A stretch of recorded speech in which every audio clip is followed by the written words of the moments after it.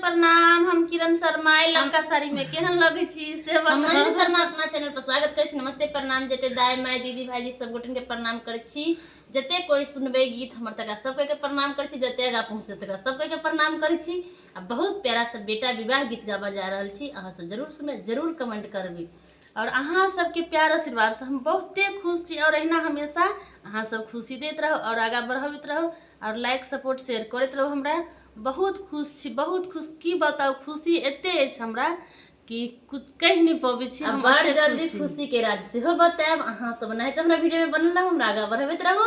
अहाँ सब नहीं तो प्यारा आशीर्वाद देते रहूं, दैते छी, दैते रहूं। भूलब नहीं, भूलबे तो झूल जेबे। हम सब बहुत प्यारा सा गीत गाबा जा रहल छै, सब जरूर सुनबे। सच में ही हम झूठ नहीं कह रहल छी। अहाँ सबके खुशी से हमरा आँख के नींद जे कहै छी ना, सही में हमरा उड़ गेलिए छ। एकरा बात पर कनी कम भरोसा करब, ई झूठ ज्यादा बोझे छै। कभी हम झूठ नहीं बाज पाबै छी। बहुत खुशी अहाँ सब से मिलल है, बहुत खुशी मिल रहा है।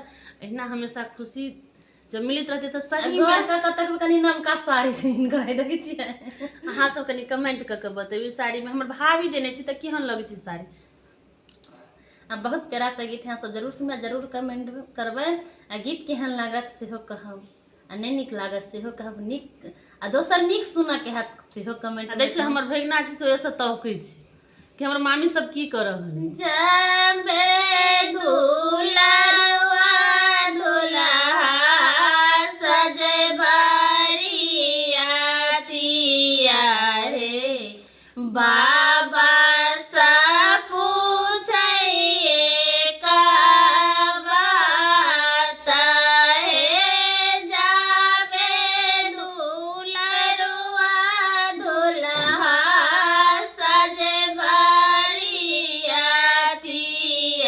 हे बाबा सा पूछे का बात है। दुआरे पाया हो बाबा पोखरी खानाए दैया चारू भरा पाका घट बनायो। दुआरे पाया हो बाबा पोखरी खानाए दिया चारू घाट पाका पीटा हे। जाबे तहुया हो बाबा धानी बियाहबा ओही पैसी करत आसलाना हे। जाबे तहुया